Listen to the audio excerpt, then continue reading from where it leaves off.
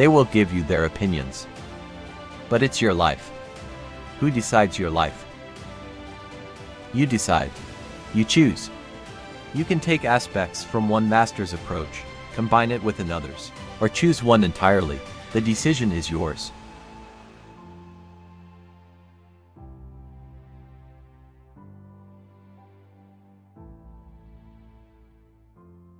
The first treasure of life is the precious master.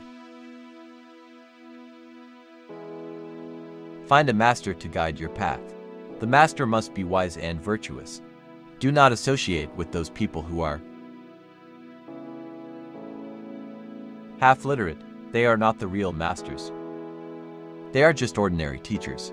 The ones who teach math, physics, and chemistry are ordinary teachers. The wise and virtuous masters are very special. They guide your life's direction.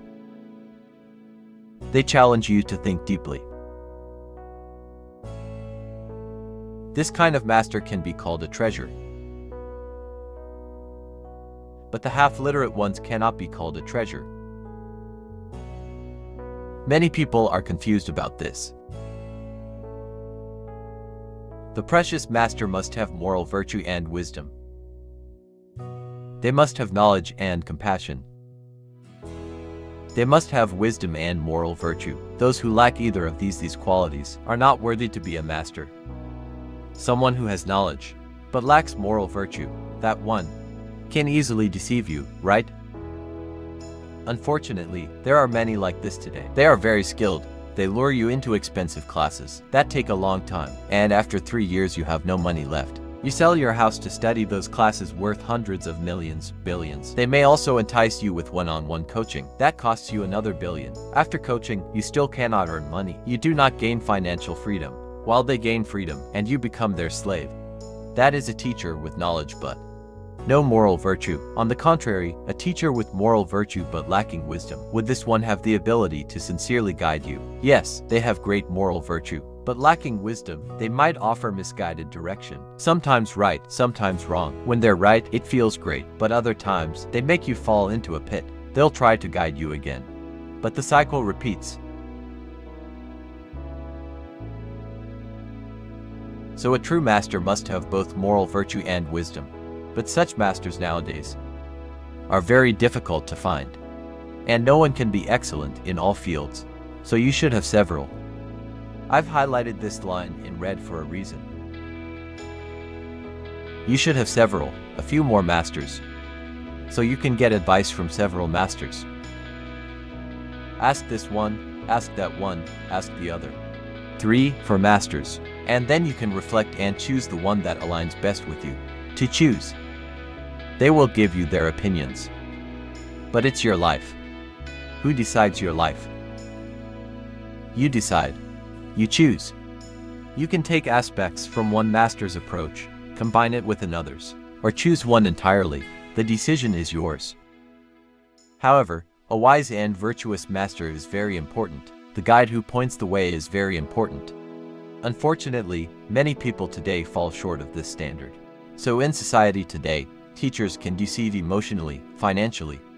They inflate grades and all sorts of deceptions. Students, in turn, disrespect and even assault these teachers. It's because the teachers are not good role models, so the students are not good either. It's that simple. The foundation of a child's education starts at home. Up until around 10 years old, parents are a child's primary teachers. If parents aren't good role models, it can negatively impact a child's development. You need to be aware of this. In my country, many parents today rely on grandparents to raise their children. Unfortunately, some grandparents may not be the best role models either. The grandparents overcare for their grandchildren and hinder their independence. They might not teach them how to be independent. Being pampered may lead to a lack of humility, motivation, independence. Vulnerable is the result. You can try applying this. Find a child, 3 years old. Pamper them enough until they are 5 years old. See what the result will be.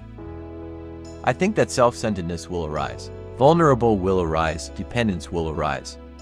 Self-centeredness arises naturally, so we need to recognize. The wise and virtuous teacher is very important. When you get a little older, over 10 years old, the wise and virtuous teacher, in the minds of young children, who do they usually think of? Who do they like? They like the homeroom teachers. You'll notice the child in elementary school starts to say they can't speak. They say the teacher says differently from parents. They listen to the teacher, no longer listen to the parents.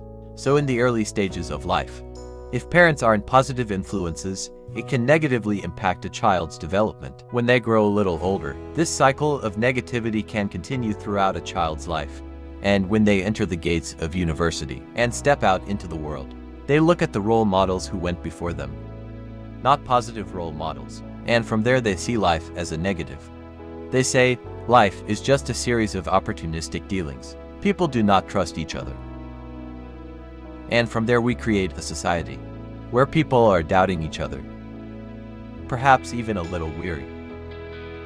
Can lead to a lack of impactful business. So education must first enhance the environment, which means enhance the living environment. To improve the living environment, should become optimistic families. Parents strive to be kind parents. Be role models, say what they can do. Say positive things, quitting the criticizing, judging. In my country, parents are still usually criticizing. In some cases, parents do not respect their children's teachers. They are willing to change school. How can students respect the teachers then?